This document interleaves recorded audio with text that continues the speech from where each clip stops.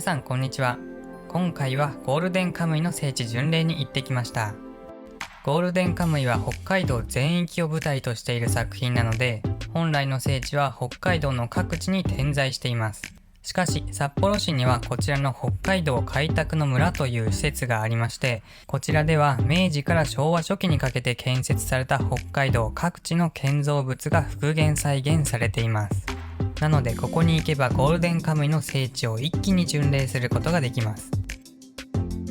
そしてそれだけではなく、入り口入って左手のこちらの部屋にはゴールデンカムイの展示物が飾られています。ここには原作者や声優さんのサインも置いてあるのでファンなら必見。また聖地巡礼マップみたいなものもこちらに用意されています。この地図に沿って見学をすればゴールデンカムイの世界が楽しめるでしょう。さて、前置きはこの辺にして早速聖地巡礼やっていきましょう。広大な敷地を巡るのにはかなりの時間を要するので、行こうと思っている方は要注意です。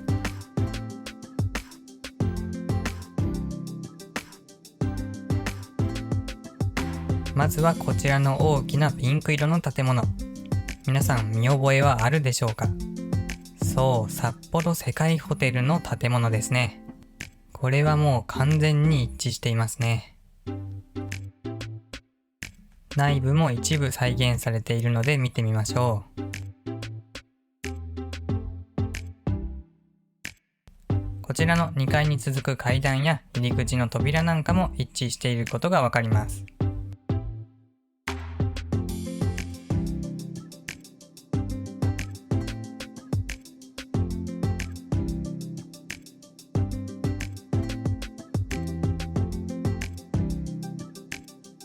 こちらの建物は鉄道職員のための宿舎らしいです。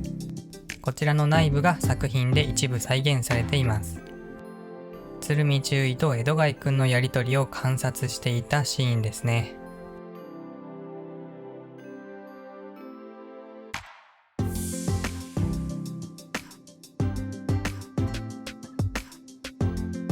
さて、どんどん行きましょう。こちらの青いブルーの可愛らしい建物。こちらの内装の一部が作品のあるシーンで使われております。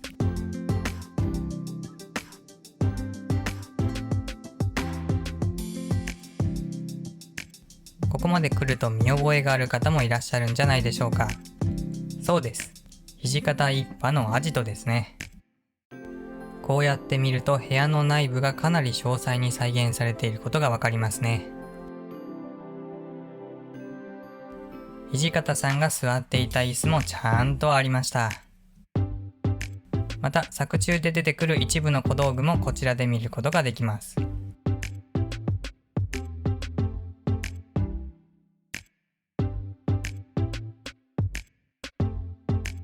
続いてはこちらの建物、松橋さんのお家らしいです。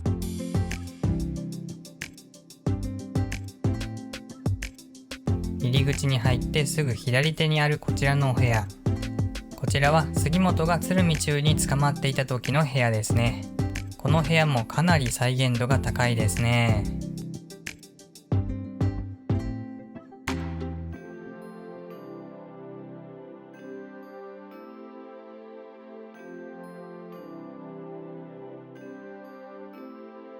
こちらは有坂閣下が登場した時の建物に似ていますね。ちなみに横から見ると土方一派のアジトの外観のモデルにもなっています。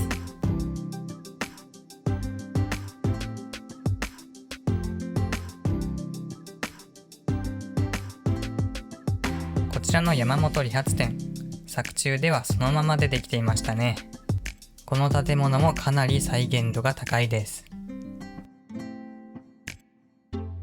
ちなみに内部には人形が置いてありまして、これは尾形がひげを剃っていた時のシーンそのまんまですね。内装もしっかり再現されていることがわかります。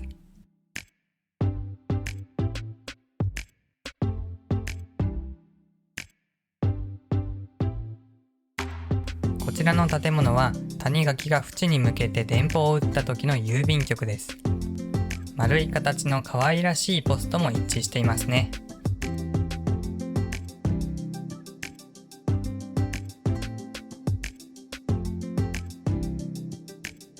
こちらの建物は頭を打ち抜かれた杉本が療養していた時の病院の外観のモデルになっています。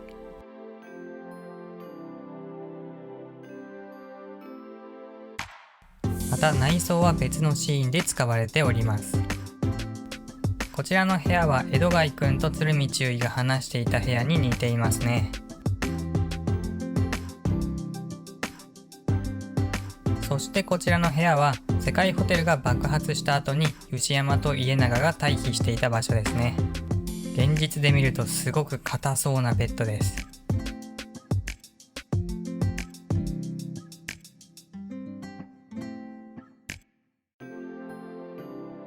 こちらの建物は小樽の第七師団兵舎の外観のモデルになっています。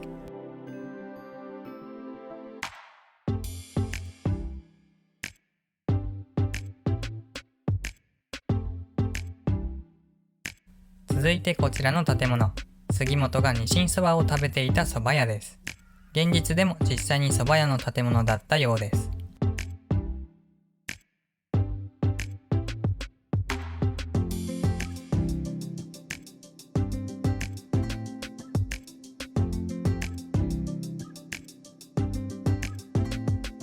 こちらの建物はアニメのシーンではちょっと暗くて分かりづらいですが、トニアンジのアジトです。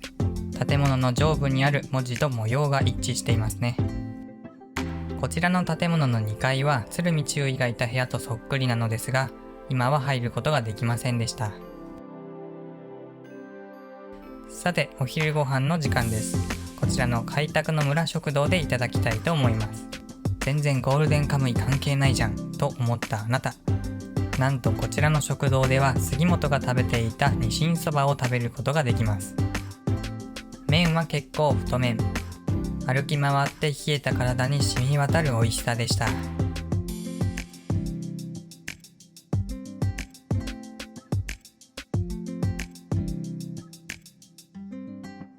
こちらの写真館はアニメでも実際に写真館として登場しましたね。もちろん内装も再現されています。階段を上がって2階へ。こちらの部屋は皆さんも記憶があるのではないでしょうか。杉本たちが記念写真を撮っていたところですね。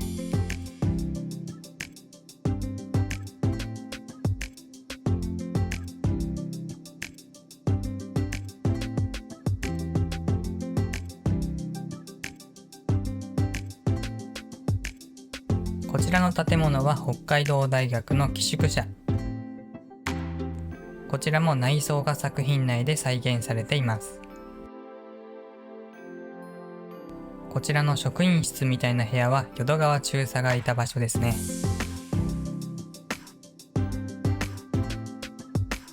そしてすぐ後ろにあるこちらの部屋は淀川中佐と変装した杉本たちが話していた部屋です。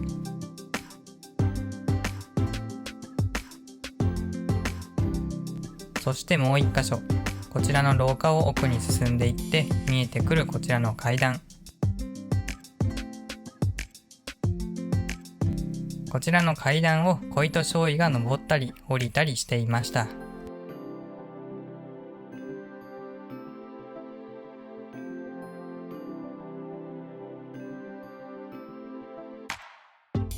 続いてはこちらの横に長い建物。こちらの建物の内装はいくつかのシーンで出てきました。一つは辺見和夫がいた建物ですね。上に干してあるのは草履ですかね。こちらもちゃんと再現されています。また正面に見えるはしごの上には尾形が立っていました。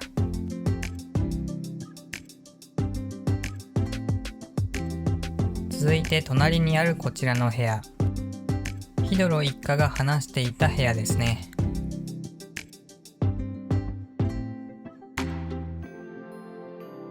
さらにその奥の部屋は土方の過去回に登場しました。暗くて分かりづらいですが、写真立ての位置なんかも一致しています。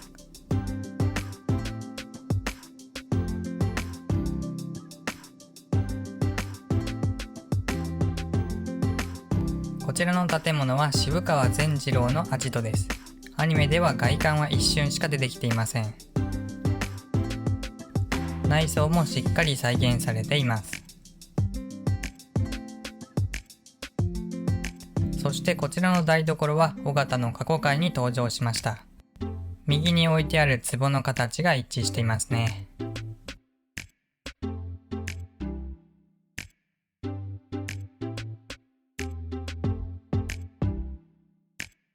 ここは完全に一致しているわけではないですが、尾形が登っていた櫓に似ていますね。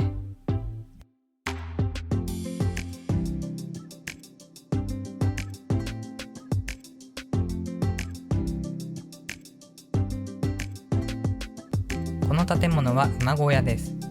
この建物の内装が競馬の回に出てきましたね。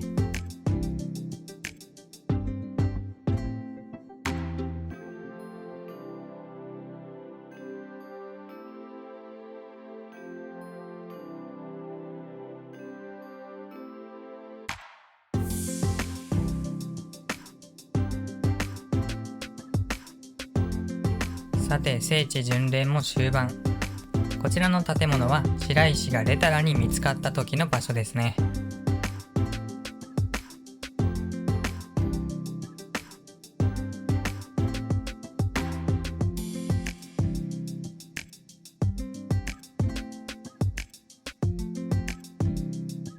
こちらは杉本たちがバッタの大群から避難した時の建物です。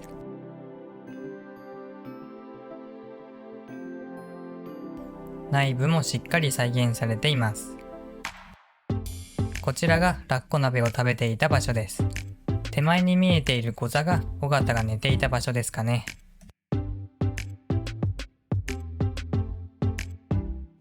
つまりこの手前のところで谷垣と院から任せ。ちなみに隣の部屋は谷垣の過去回に出てきました。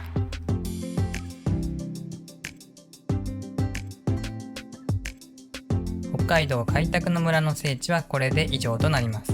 最後におまけとして近くにあるこちらの北海道博物館でアイヌ展をやっていたので、これを紹介したいと思います。博物館の中にはアシリパさんのパネルも立っていました。アイヌに関する博物館って初めて行ったんですけども、至る所にゴールデンカムイで見たっていうものがありました。この衣装なんてものすごい既視感がありますよね。原作者のアイヌ文化への理解が改めて感じられました。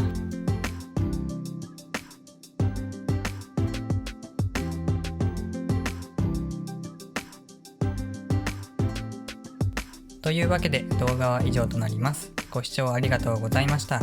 最後に札幌でやっていたゴールデンカムイのポップアップストアを見ながらお別れです。漫画が完結して今盛り上がってるゴールデンカムイ。アニメの4期も楽しみですね。北海道に行った際にはぜひ聖地巡礼してみてはいかがでしょうか。それではまた次の動画でお会いしましょう。さよなら。